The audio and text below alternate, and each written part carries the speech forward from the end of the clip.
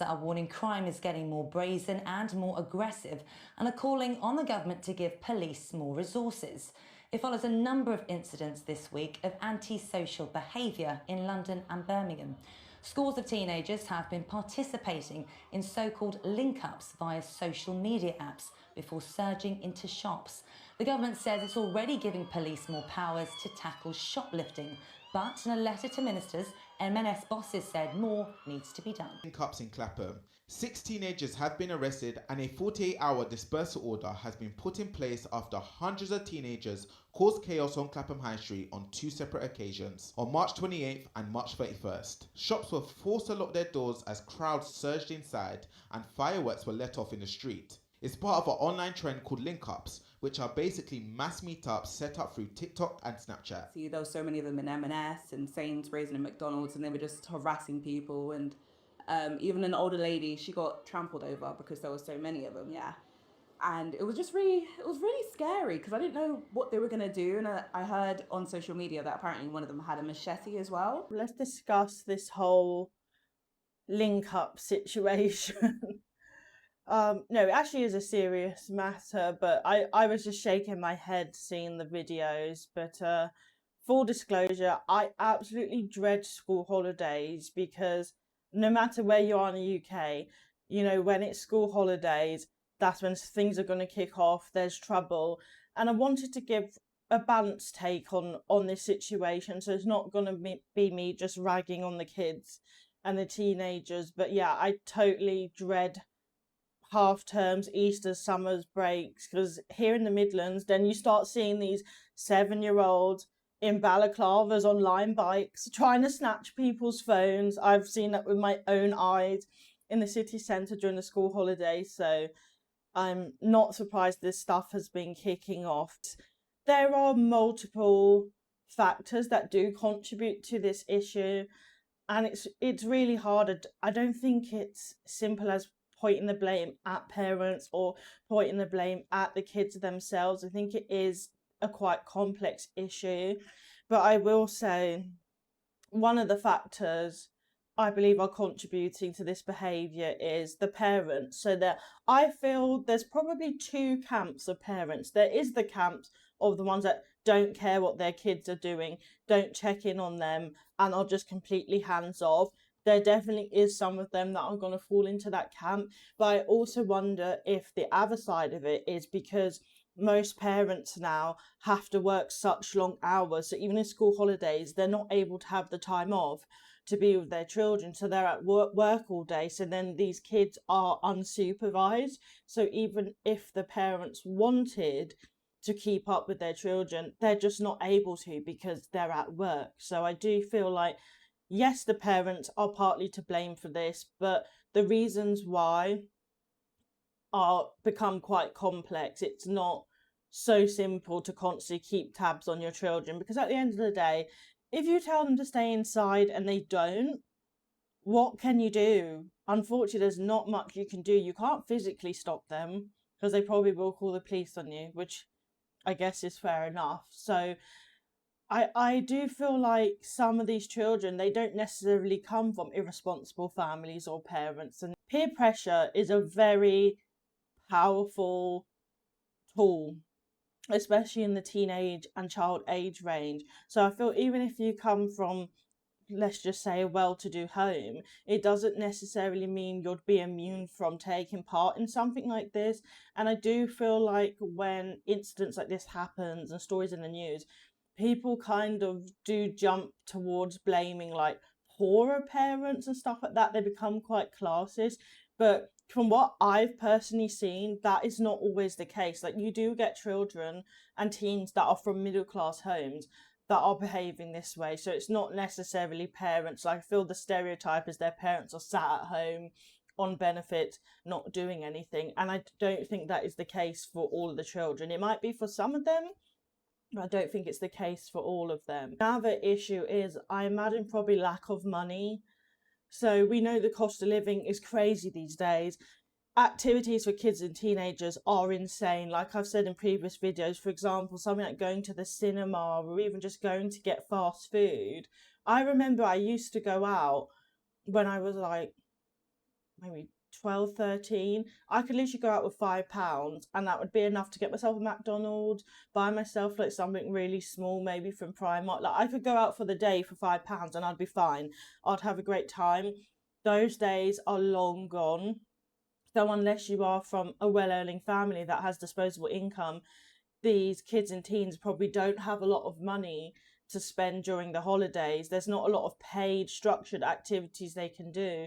So what are they going to do? They are going to link up and loiter in public spaces. It is not an excuse for their behaviour, for violence, for looting and trashing and all of that, but they are unfortunately are going to be loitering. I do see that here a lot. In the school holidays, I will avoid the city centre if I can, because you will get large groups of kids and teens just loitering around, and usually that is a recipe for disaster.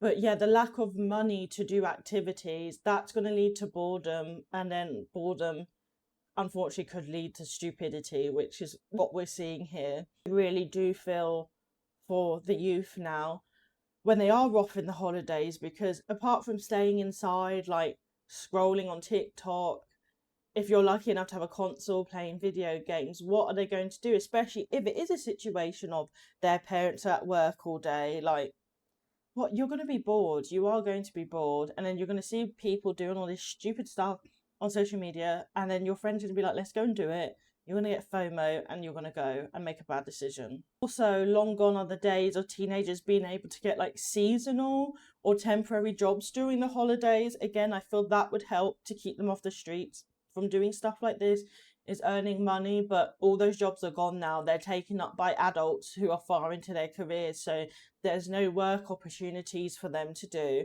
Do you think that is a contributing factor as well? The lack of social or third spaces for them, especially free ones. So youth clubs have been long gone for many years, and you can hang out at the park, but again, it's very weather dependent and the weather is pretty awful here. So it's like, if you are a kid or a teenager, you're off on the holidays, have nothing to do, no money, where are you going to go? Where you're not going to have to spend money?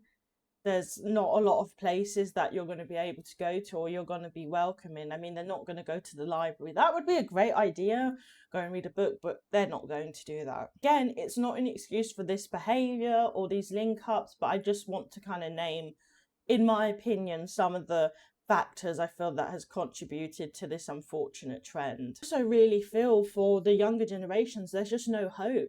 They have no hope for the future, therefore they have no plans, and then that's why they don't fear the consequences of their actions. They're like, what does it matter if I get arrested or get in trouble or commit this crime, because I have no hope for my future anyway. Because now we know, long gone are the days where if you worked hard in school, worked hard in uni, got good grades, you'd have a good life. We just know that's not true anymore. You can do all that. You can still end up unemployed. You can end up homeless, not being able to afford a house, whatever. So what are they going to have to look forward to and work towards? I feel like not just with the youth, but everybody is going through a collective hopelessness. And it's reaching critical levels where kids and teens who before wouldn't have done crime are now partaking in it because they're like, what have I got to lose? Like, I don't care about my future. And that saddens me so much. And I'm so grateful that I'm not a kid or a teen during this era, because I wouldn't be surprised if I felt that way, to be honest. So I'm really happy and lucky I didn't grow up during this era, but I think we really do have to feel for them. They have everything stacked against them right now. They're completely lost. They don't have a lot of guidance. And as we see, the world is falling apart around us. So I do think it is a symptom of that as well. Of course, on the other hand, I do feel like they are old enough to know right from wrong.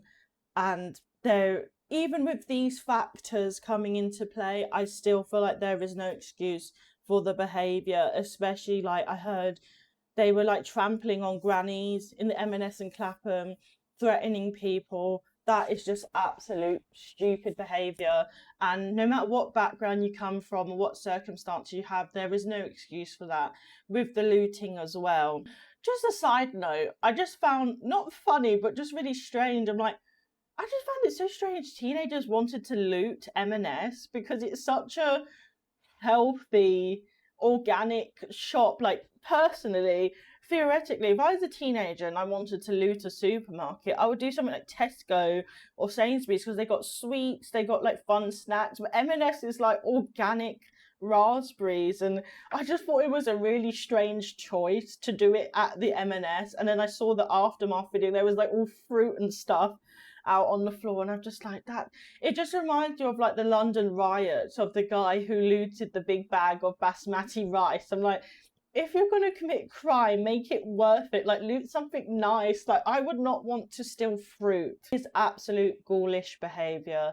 There is no excuse for it, and I just think it's going to get worse. I think it's going to become more common, and it's going to get worse. Like, social media is a big part of it, because I know these things have always existed. And I feel like back in the day, sound like such an old lady, it was on like Snap and BBM, like people used to message and do stuff on their Linkups. But I feel like if you didn't have that, you didn't have Snapchat or you didn't have BlackBerry, then you were away from that. But the problem is now social media is so far reaching. There's so many different platforms, and most kids these days do have smartphones. So even if you're not in those sort of circles, this stuff is still going to reach you.